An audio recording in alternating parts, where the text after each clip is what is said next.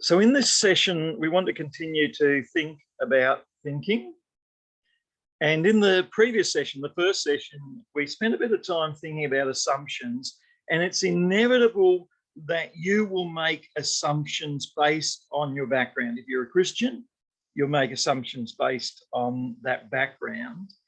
And your Christian background is partly based on the Bible and what it says, and the testimony of the 66 authors of 66 books in the Bible. And this book also has been verified as a canon of Scripture by those who've said this is a living book that speaks to us the Word of God. And so it's not only got the verification and an assumption of being true from the authors, it's also the millions of people's lives who have been affected, and then all the bishops and others who have also agreed there. So they're assumptions. Now, you also make assumptions from a Western worldview, and we'll look at the way the Western worldview develops over the next weeks to come. We also noticed in some of the cases that we talked about that we have to be quite humble when thinking, because there's a lot more information out there. And I think good scholarly thinking doesn't rush, it takes time and it works things through. Albert Einstein once said that if he was asked a question and he was asked to give an answer to that question, he would spend 90% of his time thinking about the question before moving on to the answer. That is, what are the assumptions, the presuppositions? And that's what made him such a great thinker. And he was able to discover many great breakthroughs because he thought about the questions. Now, default assumptions are not necessarily bad. We do need to make assumptions. The floor is solid, the computer won't explode, but some things need to be challenged, and then we've got to think about how we work those through.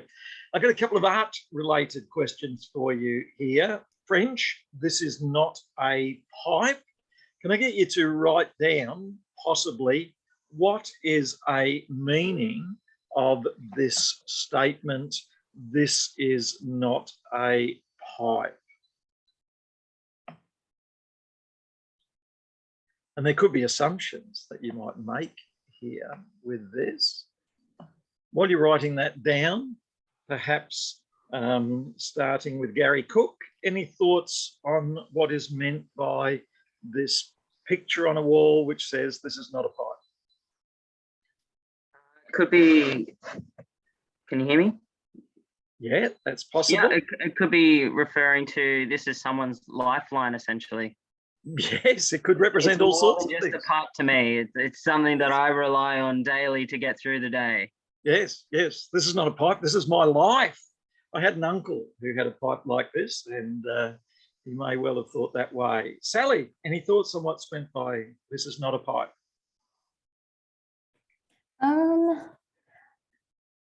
I don't know. It feels like it's almost missing another picture, being like a comparison, like this is not a pipe, but this is a pipe. Yeah, that's sort of a Dundee type draw out. This is a knife, yeah.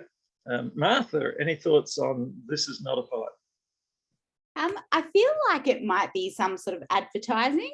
Wow. It's possibly saying like, wow, this is not a pipe, this is fancy. This isn't just a pipe, this is the best kind of pipe, like the golden pipe, I don't know, something like that. And we live in a world that's so dominated by advertising like that. So I think that's a great observation that there. Gabrielle Anlay, thoughts on this is not a pipe? My first thought was like something like reverse psychology, like, so someone that's obviously got a need for a pipe. I don't know if it's tobacco. I don't know if that's what it's in there. I can't remember. But just being like, yeah, no, this isn't a pipe. This isn't what you think it is, sort of thing. I don't know. That's where I thought. Yeah, no, that's great. Georgia, what do you think's going on? Well, I think it's trying to talk about the sort of disconnect between language and meaning. So like this is not a pipe because it's a painting of a pipe. It's not actually the physical object. Yeah, so is very likely what this is saying. If it's in an art gallery, the very context is an art gallery with other paintings, and therefore it's possible that this is an artist making a comment about all the other paintings around. Of course, the other artists may not like that, but it's the done thing in art galleries is to take a swipe at art there. Rachel, any thoughts on what this picture means? I kind of took it like one of two ways. So it's either designed for us not to take it literally and to look at things from a different perspective, almost kind of like not judging the book by its cover. Yes. Or it is literally something else, but they're taken a like photo. I know it's a painting, but like it's taken from the angle and it's twisted in a way that makes it look like a pipe when it's like a hockey stick or something. Yeah, and that's interesting, isn't it? Because you could use that object that we can see for lots of different activities as well. Elke, any thoughts on this picture? I thought the same thing as Georgia. But I mean, I could just assume that I actually don't know what a pipe looks like and believe that the author of this was telling me that it's not a pipe, even though I think it is. Yeah, and I think Georgia and Elke, you've got the strongest responses in terms of awareness of language, symbolism, art. Jackson, your thoughts? Well, my initial thoughts was, it's funny because it's changed as I've heard everyone else kind of getting different perspectives. Wow, that's interesting. Yeah, so my initial thought was kind of that Dundee sort of thing going, oh, there must be another image or another phrase to it. So I just think like, yeah, I just thought maybe there's like a, you know, the Dundee thing of having, no, there's a bigger pipe or something kind of just to show it off a little bit. And this is the small one. So having that comparison, but yeah, it's changed a little bit. Yeah, and I think that's interesting in that it says something about the world in which we live, that there's constant comparisons going on. This is not a car, Tesla is a car, etc. So I think that says something about the world in which we live, as opposed to Georgia and Elke living in art galleries and seeing the art gallery perspective as well. Tegan, what are your thoughts? So not being a pipe, but I was thinking having like flowers in the, the big pot, and then the other small pot being a handle to carry it around. Wow. Yeah, so a vase and handle. And we call that creative thinking, don't we? And so that there is a good example of creative thinking. What I think's been interesting is that you're each seeing things in different ways. And so I think that's very valuable in that it shows that in a class there will be students from different backgrounds seeing things in different ways. And this leads us on then to a major theme that we want to look at today, which is Wed DeBono's 6 thinking hats model to teach with. Has anyone seen Wed DeBono's 6 thinking hats before? Yeah, Elke, do you want to tell us briefly what's DeBono doing with the 6 thinking hats? I could not tell you what they all are, but the point is that there's a different hat for each mode of thinking that you do. Yeah. So one hat might symbolize a certain aspect of thinking. So the point is that your learning requires you to shift from one type of thinking to another. Exactly. So DeBono felt we've got these complex ideas about thinking, but in a classroom, how do we communicate these different ways of thinking? So you can either get your students around tables, and if you've got 5 tables with 5 students, you could go, or 6 students on each table, then you could go to the cheap shop and you could buy 5 or 6 black hats, 5 or 6 blue hats, 5 or 6 yellow hats, 5 or 6 green hats. So you buy them and you put them on the table, and then you get people to try the different hats. Alternatively, you get the different tables to try different hats. So this is a cheaper way to do it. You just need one coloured hat per table and then you swap them around. So this is Edward DeBono's way of encouraging students to try on different ways of thinking. And I think you could combine this with different perspectives. There's a lot of ways that you could vary this as well. But let's have a look at the 6 coloured hats of Edward DeBono. So firstly, the black hat thinking is critical thinking, judgmental thinking. And so DeBono chose black because he thought this was cautious, critical thinking. It represents seriousness. So you're looking at the evidence, you're questioning, you're looking at the foundational concepts. Is it feasible? Is it reasonable? What's the evidence that we have here? The second hat's a blue hat, and he thought blue represents the generalist thinker, big thinker. And we talk about left brain and right brain. So one half of our brain, if people have an injury so that the two halves of the brain don't connect, we find that one half of the brain, so the left-hand side, is more judging, measuring things, and then the other is more generalized. And then similar, one half of the brain is more language, the other is more emotion and feeling. So blue hat, DeBono said, is more about the big general planning. What's the overall view? Where does it fit in with the big general plan? And then the blue hat, you might say, what's the big purpose that we're looking at? What are all the different viewpoints that we could consider? How do you reach that conclusion? What are we trying to achieve? How do we get there? What learning outcome? And then a green hat is whereby he thought green represents growth, new ideas, new things, fresh ideas. So that's creative, where you come up with things that have not been thought of before, such as the pipe has flowers in it and the handle for carrying it around. I like that. So the green hat brings creativity, new ideas. Then the red hat is where we've got emotions and feelings. And so we get people, how do you feel about this? And redness is like fire, anger, but it can also be like sorrow and sadness and jealousy. So they're all the different feelings we have. How do you feel about the issue? And then we have all of these different hats. The white hat represents collecting information. So it's like paper, gathering all the information so that then you know it's valid. And then the yellow hat is optimistic future, looking into the future. And so where will it go in the future? So we've got the yellow hat is optimistic future, white hat gathering information, red hat feelings, black hat is critical, cautious thinking, blue hat is the overall, and then green hat is creative, and red hat is emotional. So let's take one example, which is the possibility of global warming.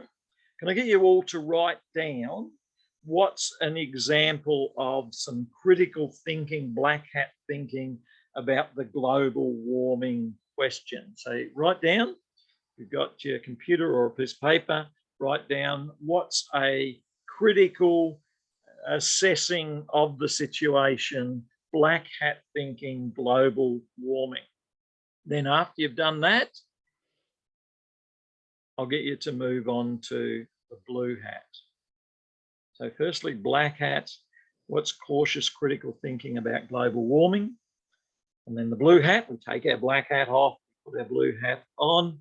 And then the blue hat, what's the big picture thinking about global warming? Big picture. And for me, one that just came to mind is it affects the whole of the globe, doesn't it? So how do we get everyone involved in this discussion, everyone involved in the answer is the big one. How do we get all of the different sides involved? So that's blue hat. After you've done that one, I'll get you to write down something on green hat thinking. So is there a creative solution? Mine is that we should all mow our lawns and collect our lawn clippings and then store them. And that way we're gathering all the carbon dioxide in lawn clippings, and then every house will have a big pile of grass clippings. So that's my contribution. And then red hat thinking, how do you feel about global warming? So what's feeling? And then white hat, how do you gather all the information? And then yellow hat, optimistic future. So can someone tell me what's a black hat thought there? So any thoughts on the black hat, the careful critical thinking? Yeah, Martha. I guess one I've heard is it even real? Is it a thing that exists? Yes. Now, of course, some of you might have thoughts about some of the reasons they raise the question whether it's real. One is that temperatures can go up and down a bit with sunspots. They can go up and down over 100,000 years. We've had ice ages. So there can be other factors involved. And so that's one side of it. But then the other side is that we've only had 100 years of motor cars, etc., and the Earth's population's increased a lot in the last 100 years. So I guess that's really blue hat. What I'm doing there is I'm gathering both sides of the story, etc. But you've raised some caution. Someone else on black hat thinking? Yeah, Rachel. I suppose it's a little bit of maybe a direction not everybody went, but one that I, again, like Martha said, that I hear a lot. Yeah. Is that I'm only one person. How can I make a difference? Or global warming's not up to me. It's up to our global leaders. Like they need to figure it out because I'm not going to do it. Wow. Yeah. And that's the challenge with all these political things, isn't it? Is that how do we make a difference with so many political areas? Yeah. So good.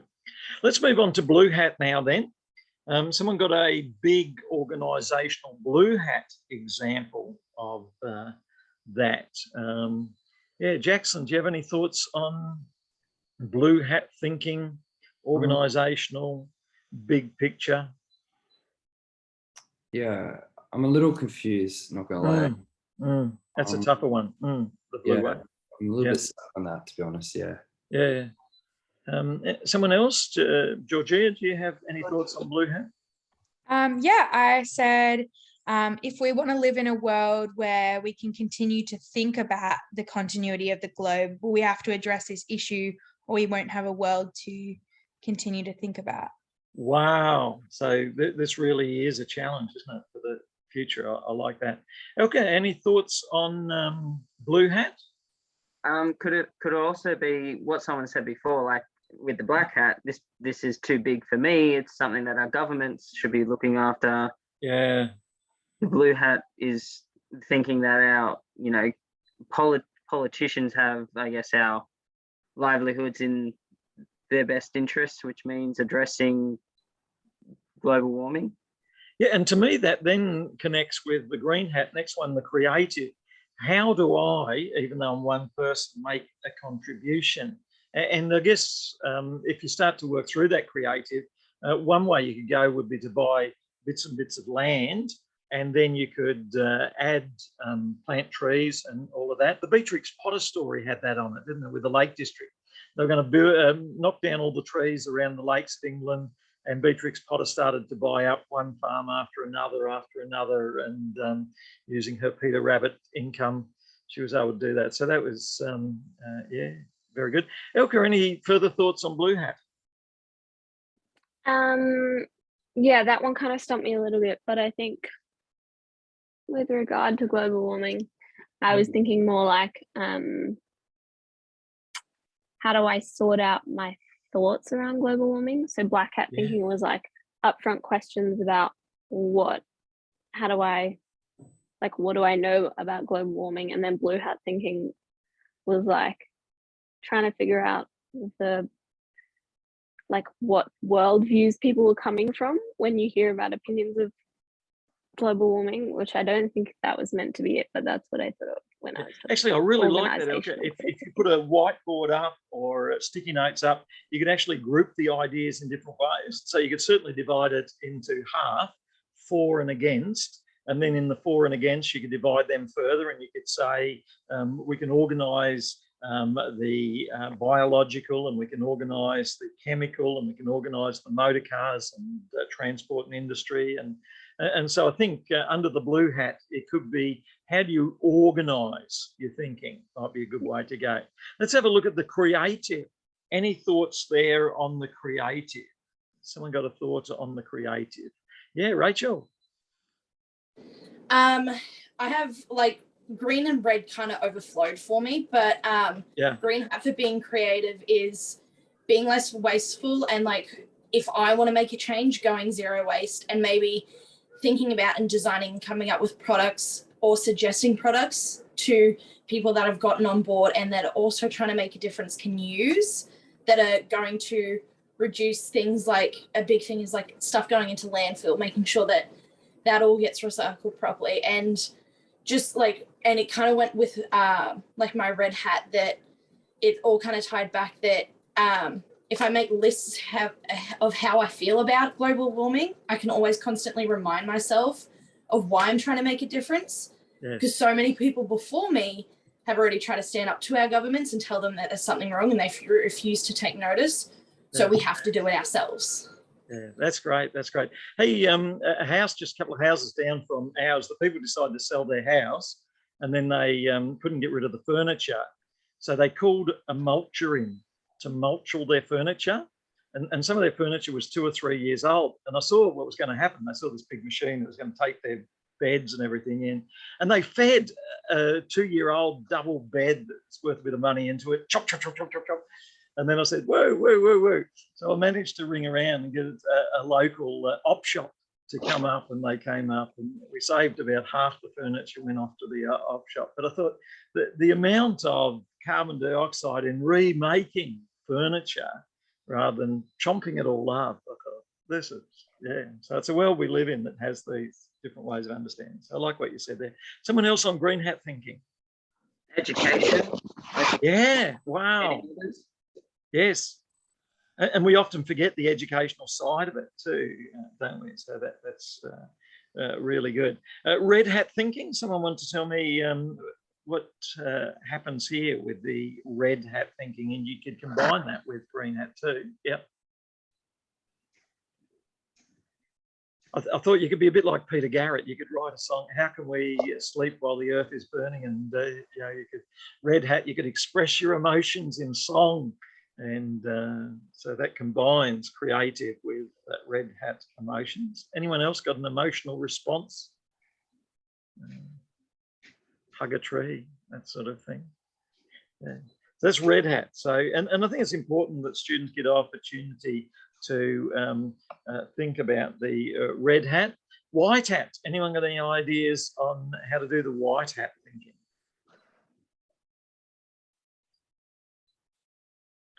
It's the information gathering one, isn't it? It's a bit different, that one. Yeah.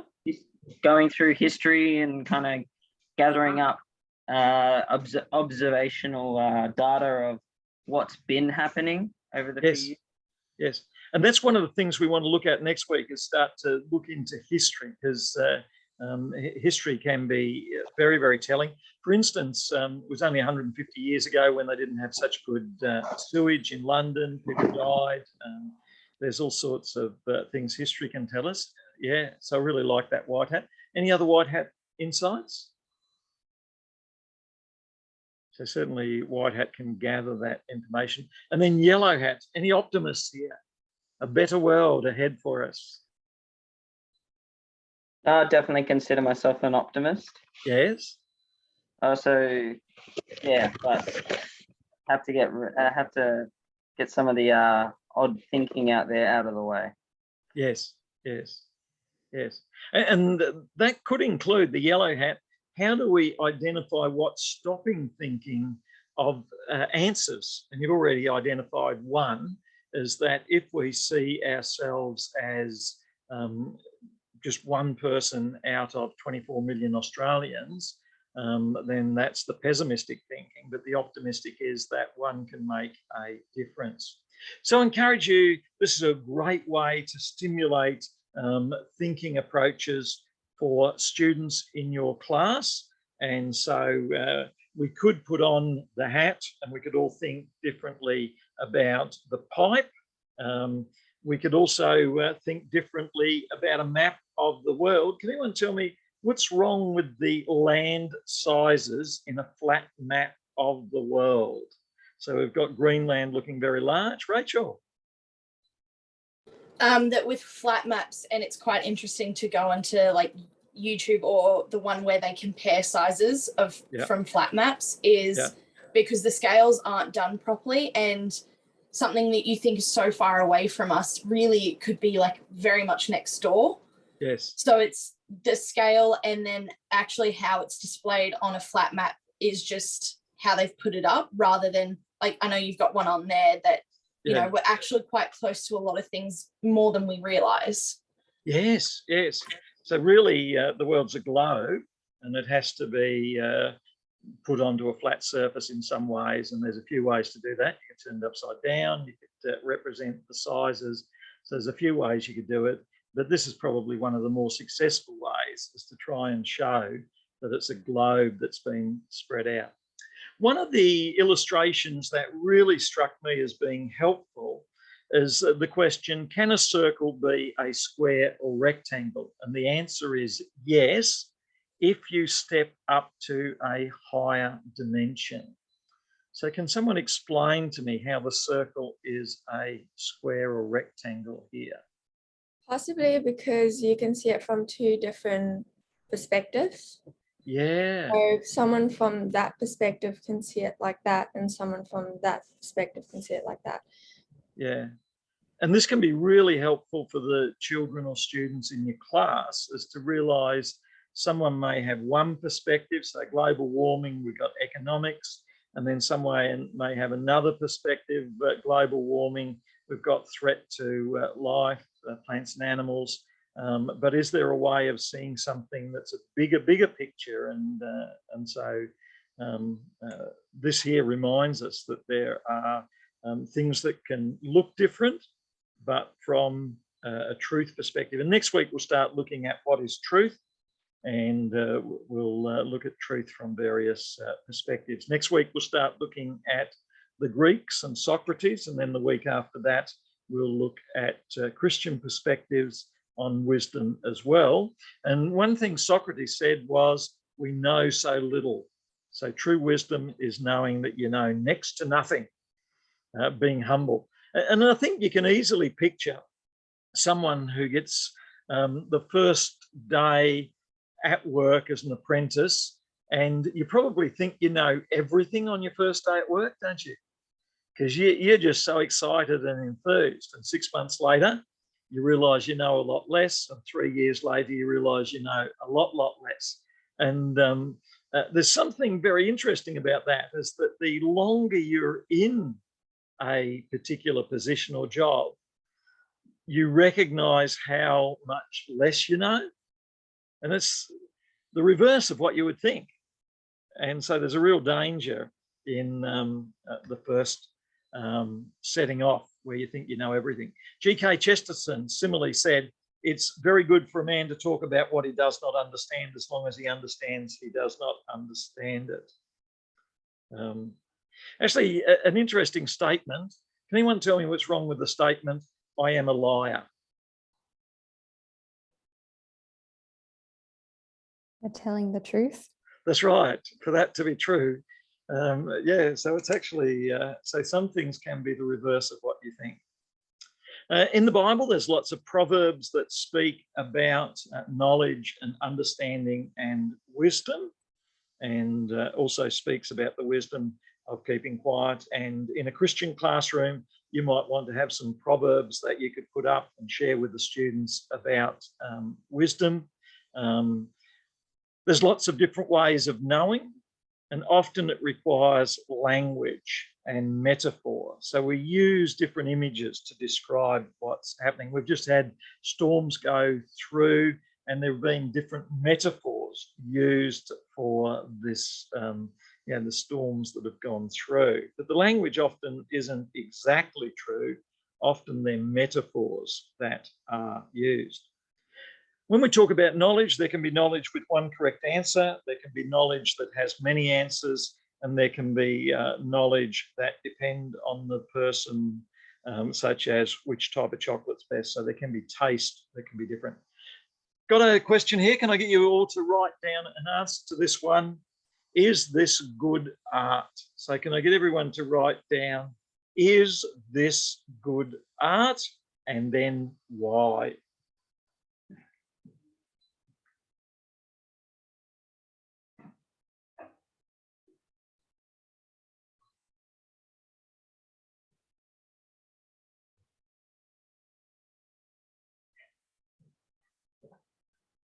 So this question raises some of the questions we're wrestling with.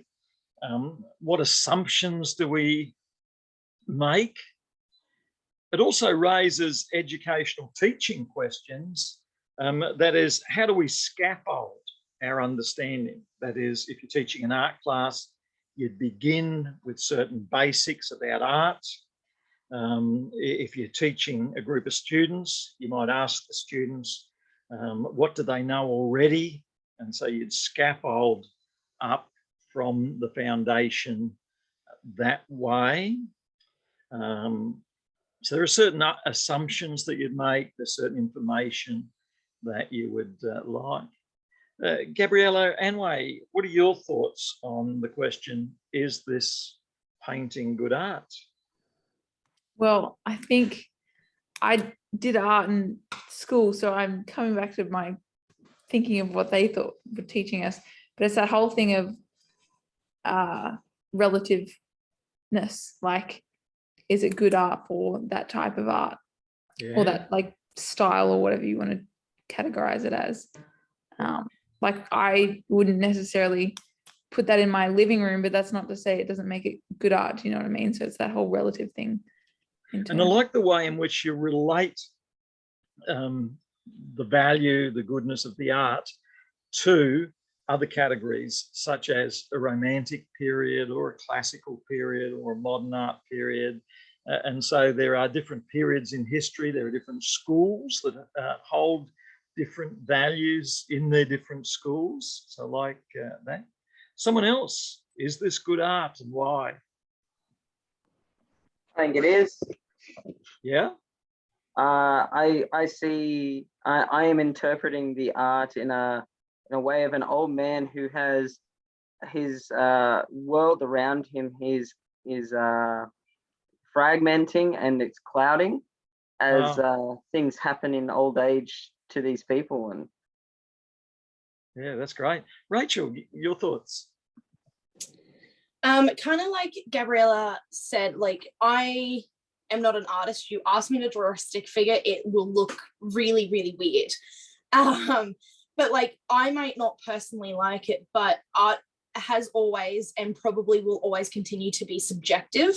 And I really like the quote that beauty is in the eye of the beholder. So what I find beautiful, Gabriella might not find beautiful, or she might not agree with me in the same way that we enjoy the art, if that makes sense. So it's always been subjective. Like, I'm not a big fan of darker colors like this exact painting, so I'm not the biggest fan of it, but I can appreciate its beauty.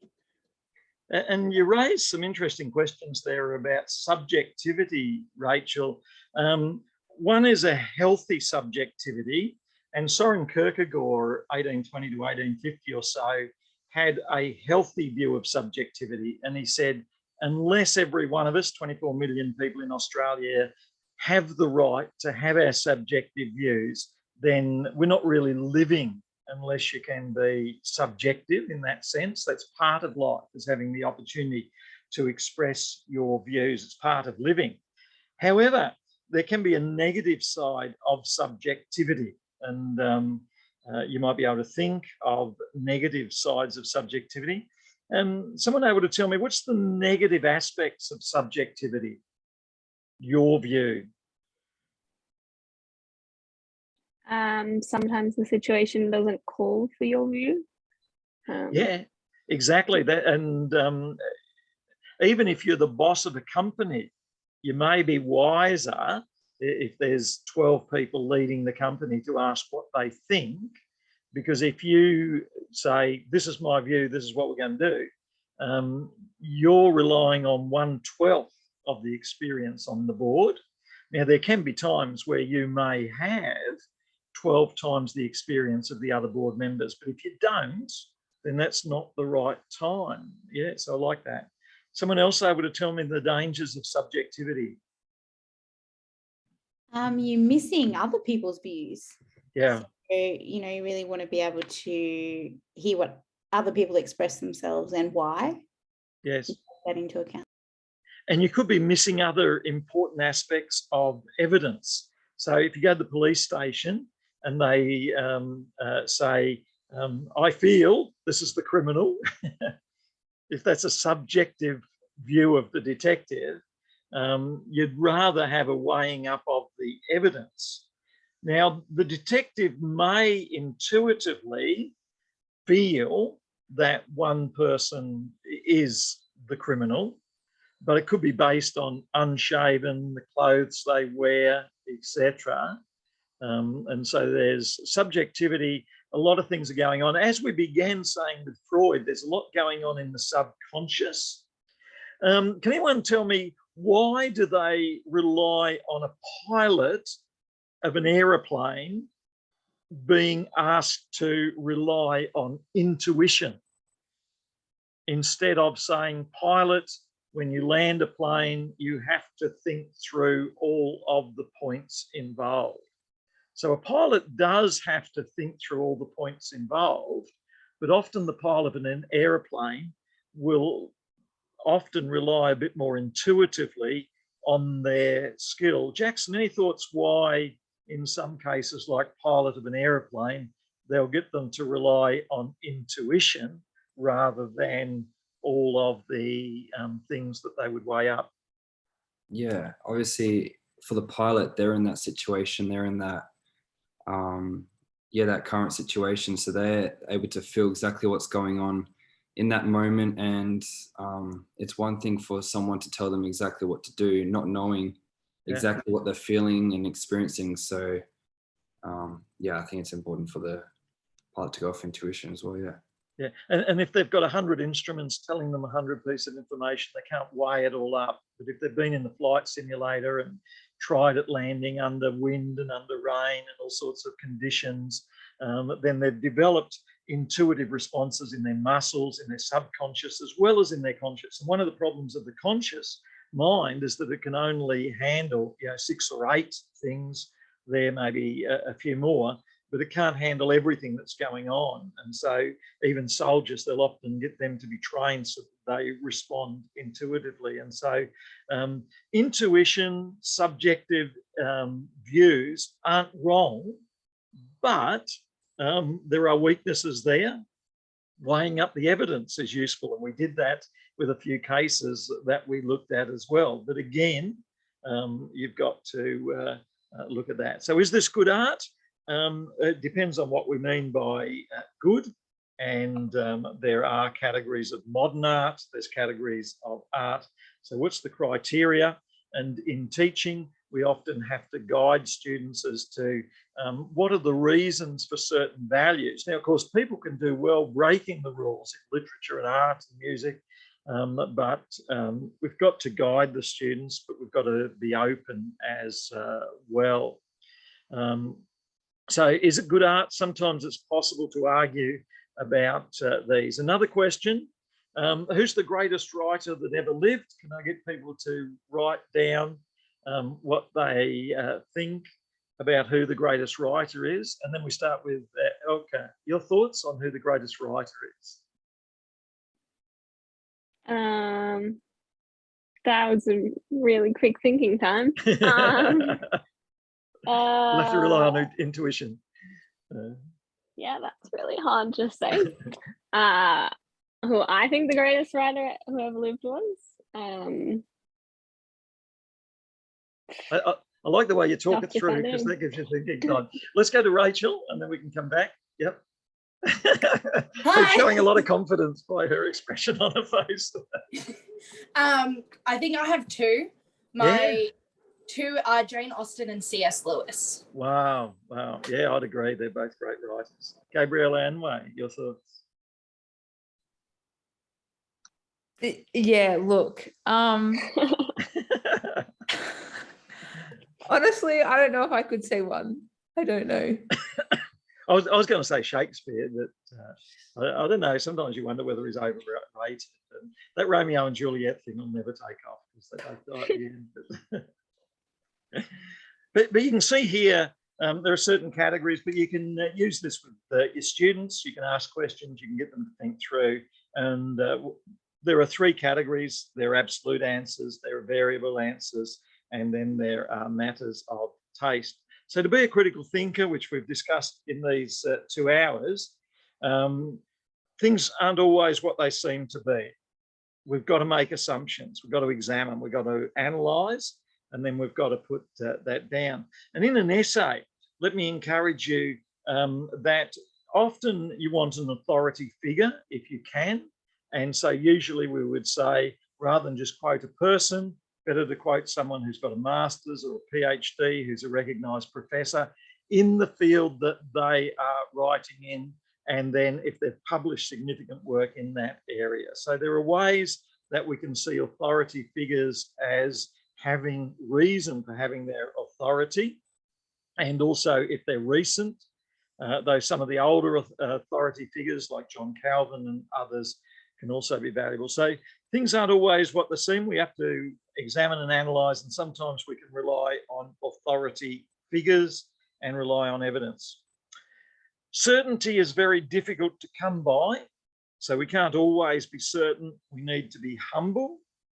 We're all searching for truth and truths because that guides our lives and governs our lives, and so we want guidance where we can. Many standards like art and music are defensible, but there are some that are not. And then there are needs to justify these. Biases, what biases do we have?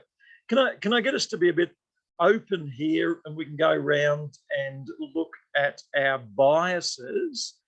I guess for me, one of my biases would be I'm a Christian. I have an experience of God and Jesus at work in my life. I have a quiet time each day and I sense that God answers prayer. So that's one bias. I guess another bias is I did my degree in science, and so there's a bit of an evidence emphasis on evidence. So that's another bias towards scientific evidence. And then I got a love of history too. So if we were to start with Gary Cook, any thoughts on biases you would admit to? I definitely have them. Like if I'm going to go with politics, I have definitely more a conservative bias coming from my Christian background. Yeah, and I think that's good. I think if you're writing an essay that said something about politics, I think it's useful to have a paragraph near the beginning which says, I'm writing recognising my conservative background and recognising my understanding of Christianity contributes to that. And so certainly my view of Christianity similarly has often been a bit towards the economic free market, because that's the Christianity I was raised in, whereas I recognise there are other Christianities. Francis of Assisi gave up his father's cloth trading, and he went and gave up. His father said the fateful words to Francis of Assisi, "Even the clothes you have on, I give them to you." And Francis took his clothes off in the middle of Assisi and gave them back to his father and walked down the streets of Assisi with very little on. And so that was challenged the people of Assisi. And he then, even today, Franciscan monks will often just wear a brown habit, clothes, a piece of rope around their waist, and just thongs on their feet. And Francis, I think, for many years even wore bare feet. And so there are different views of the world. that can come through. So different biases. Georgia, what are some of your biases? I think perhaps I come from like quite an academic background, and so potentially biased towards more like rigorously academic sources than some that that disagree with other things that I've looked at in the past, more like a confirmation bias kind of thing. Yes, I'm a bit the same. I tend to favour the academic. Jackson, your thoughts on biases? Yeah, so something a little, I think something we can all relate with close is bias towards like music genres that we all appreciate. Yes. It could be context where we grew up, the stuff we grew up listening to and stuff like that, which forms, you know, the styles of art and music that we listen to today. So yes, I agree. Tegan, biases you would admit to? Probably against food. I come from South Africa, so it's pretty hard adjusting and liking food in Australia. Wow. How can that be? We've got meat pies, we've got fried fish and fried. So different though. We can put our chips in batter as well. I mean, it's amazing what we can put in batter. It's difficult to adjust to something that you're used to. Like you're used to something, it's hard to adjust to something else. Yeah, and that's what Jackson really said well too in terms of music styles. Sally, what biases would you admit to in Tasmania? Tasmanian fish and salmon and apples. And pretty new to the culture, but I was pretty, you know how you like have a pre-existing idea of a place? Wow. So it's like those kind of biases came through. So like family or friends or like my culture on like the mainland versus here, that kind of thing. Yeah. Actually, it'd be interesting because I think Tassie, a bit like Bendigo or a small town, has a little bit of a small town feel, although Hobart, I think, less so. But did you find a little bit of that you go there and Yeah, even Launceston, it feels like you've stepped back 20 years. Like, yes, it's very small. yeah. But you can walk slower. Because definitely. Martha, biases you would admit to? Actually, I'm thinking about it in regards to like learning styles, different learning styles. And I just, I find that I am more hands-on, practical, let's just give this a go, and less knowledgeable and reading and academic. And so, yeah, that's one that I probably will struggle with a little bit. Yeah. And I think that is a challenge in that we've been brought up a certain way to learn, a certain teaching style, and yet discovery learning and other types of learning can challenge us to try them. Yeah, Gabriella or Emily? One of my other thinkings, like obviously being a Christian is a big one, but then also how my parents have raised me obviously then comes across, because like my mum's Aussie and my dad's American, so that just creates a bit of bias, I think. So yeah, I was thinking.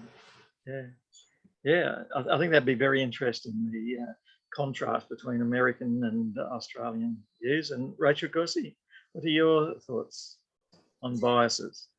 I had a similar one to Jackson to start with, because I grew up in a family of musicians. But I think another one I would have is bias towards like animals and animals I like.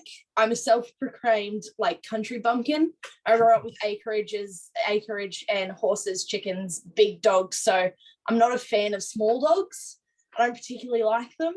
So I have a bias towards kind of animals that I prefer and I think that are better. Yeah. And okay, what's your biases you'd admit to? I don't know. There's like a big scale of minor biases to major biases. I guess growing up and going to a single-sex girls' school, I definitely have a predisposition or a propensity for going on rants about feminism. So Right. like, yeah, I don't know. Like, I guess feminism kind of impacts part of the way that I interact with people. Yeah, and certainly there's a whole world there that you can work with. So I think that's well worth looking at. So we've looked at biases today, and 3 biases to remember. One's the confirmation bias. That is, if you're first day on the job, then you think you know it all, and there'll be a confirmation bias. If you are looking for something to be bad or good, you'll have a bias towards that. If you believe in global warming, your bias will be towards that. If you're against global warming, your bias will be towards that. The Dunning-Kruger effect is very interesting. That's the cognitive bias where people with little knowledge, experience, or confidence overestimate their knowledge in that area. So that's similar, but it's specifically where you have little knowledge. So confirmation bias, Dunning-Kruger bias, and then the other one is cognitive dissonance, where if you're going to try something new, it'll feel uncomfortable. So a lot of people avoid that. And one example I gave is when you're building a team of people around you, often you want to put people who are similar because they won't challenge you, but there's a danger in that.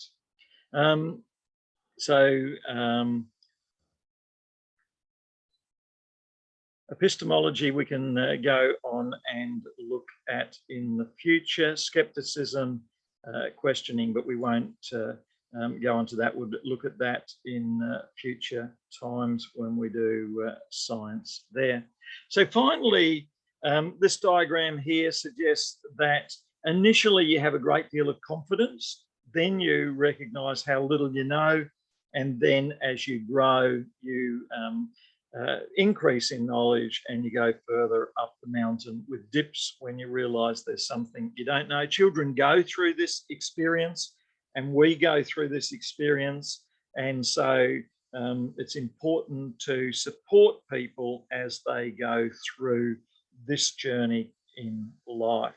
So can I get everyone to write down now, what are some of the things that have stood out to you from our 2 sessions that we've had today, introducing critical thinking? And we began by saying how important critical thinking is. We began by saying critical thinking will give you a lot of help, will be very important for you in life. And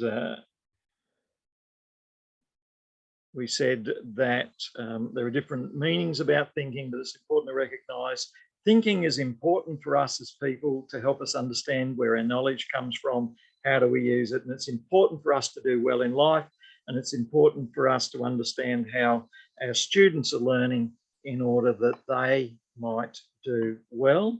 If we start with Gary Cook first. Gary, what stood out today for you? And then we'll go through each one, working our way up, Sally and then Georgia and Jackson. Gary, what stood out to you today? That critical thinking is a lot broader than I imagined. And is that because it includes things like emotion, it includes the subconscious? Is that the sort of thing? Yeah, so there's a lot more to it than just kind of thinking in depth about something. You got to consider all the things surrounding the issue, as well as you're looking inward to yourself as what are the contributing factors to what is happening around it. And I like that you've got to look inside, you've got to consider yourself, and so you've got to have some understanding of who you are and where you are in the situation, and not so much that you run yourself down, but not so much that you get overconfident. You need to find that middle position there. Sally, what stood out to you today? Probably how little I know about the different ways we think. I'm looking forward to learning more about all the different types and actually trying them out rather than just staying with what I actually think, which is cool. Yeah, and some people say that they're ahead people, and others that they're a heart people, and others that they're a hands people. And so some people think with their heads, with their hearts, with their hands, and then there's other ways as well, aren't there? And so I like what you say about that, Sally. I look forward to working at different ways we think as we go through. Some people are detail thinkers, some are generalist thinkers. So I like what you're saying there. Georgia, what stood out to you? I think in particular, the way that we perceive children coming into a classroom, that they're going to be coming from, lots of different biases, but also lots of different ways of thinking. And I'm interested to learn more about, sort of the metacognition around how we, think about thinking and things from Freud and other philosophers. Yeah, that's great. Jackson, what stood out? I think for me, it was just learning today just how intentional you have to be when it comes to critical thinking. So how every person is, there's subjective views on every individual requires critical thinking, and how that, reflects in what we do in our practical lives, I suppose. And I think subjective views need to be balanced with the objective, and the objective can be limited, because if we go, let's say we're thinking conservative, or we're thinking one economic way, if you go to one particular group or school or shelf in the library, that'll lead you down one track. And subjective, we may have a hunch or a feeling that this is good or not so good. And so I think we need both. We need the subjective, but we need to also balance that with the objective. And I think it's a bit like a tripod. The further apart the legs are of a tripod, the more stable it is. And so I think if you're presenting an essay on, say, life after death, and if you were to present, there are some people who doubt the existence of life after death and say we are just body, the strength of including that is that that gives you one viewpoint. And then if you go over to another viewpoint, which is there are many, many people, millions of people in the world, hundreds of millions, who say they have a belief in life after death, and then you look at that. Because you've now got the tripod quite widely spaced from one view to an opposite view, then that balance is very, very useful. And someone's called this thesis, antithesis, synthesis. So you've got a thesis that there is life after death, antithesis that there's not life after death, and then synthesis where you weigh up the information. So I think that flows out of what you said. Tegan, what stood out to you? So to me, it was amazing seeing how many people think differently, especially with that pipe example we used. That was, to me, important to understand that everyone has different thinking styles and everyone has different perspectives of things. And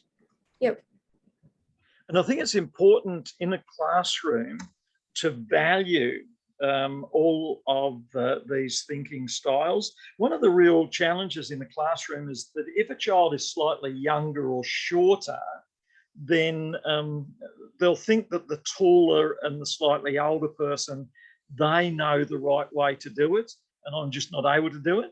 But it's developmental, isn't it? And so I think we need to encourage students, just because you think a bit differently or you've got a different perspective doesn't make one right or wrong. So I like what you say, Tegan, there. Martha, what stood out to you? I really liked the DeBono 6 thinking hats model. That was new to me, and I really like the idea of using that model in the classroom for students, but also just for myself, using it personally when I want to think really deeply about something. So, Yeah, that's great. Gabriella? I kind of found it interesting just considering how in a classroom, how each child comes with critical thinking being like a subconscious thing that they naturally, because of all their biases and their family circumstances and all the things in the world, they gravitate to a different way of thinking. I don't know. And so it's, as you're saying, that idea of we need to be aware of how many different people think differently. But yeah, I think that was cool. Yeah. And when little Johnny next to them annoys them, their immediate response is, you know, you poke him back or whatever. And then that's a learning moment, of course, when you can start to talk through, how do you feel? Get them to wear the DeBono hats. What will happen if you keep poking Johnny? What's going to be the ultimate? You know, so you can work your way through that learning moment there. Yeah. Rachel, what stands out to you? I think because we're going between different things of having fact and then having our opinions on things, that there is a very clear difference that I used to be in the thinking of fact and opinion can, like, there's a very fine line that you walk, but in fact they are completely different. And that especially in a classroom setting with a student, yes, we have to acknowledge the facts, but we can't just let our opinions then become fact for the children. And we can't take their opinions and go, well, that's not true, I'm not going to listen to it. Yeah, so there's a fact there, like there could be a rock or something, and then we may not fully know everything about it. And the connection is through language. So we may describe that rock as being coloured brown, but one student in the class may say it's grey. And so we have these opinions, and then there's ways of connecting facts to opinions. And we'll talk about this a bit further next week as well. But I think it's important what you say, that we don't say we have all the answers as the teacher, but we teach students ways to think, to grasp different connections. And the DeBono hats was one example. Being aware of different views, as Tegan and others have said, is another. Al, what's your take home from today?